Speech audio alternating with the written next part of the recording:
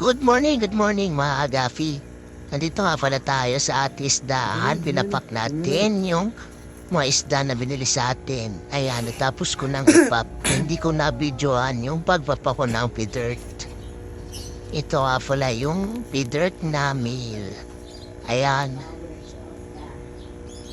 14 pieces ata lahat-lahat yan. Kasama yung dalawang female kasi namatay yung ibang female kasi nag-drop. Tapos ito yung mga YKC. 20 pieces na YKC. Ayan. Ito yung ibang batch ng YKC kasi 20 pieces sila. Tig pa 5 kada plastic ng yelo. Maraming salamat po, Sir Jay, sa pag-order po ng ating isda. Ayan yung duckweed.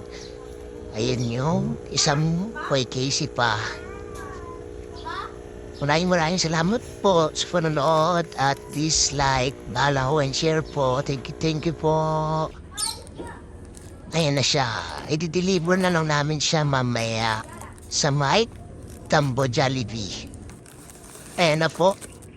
All set na po. Maraming salamat po.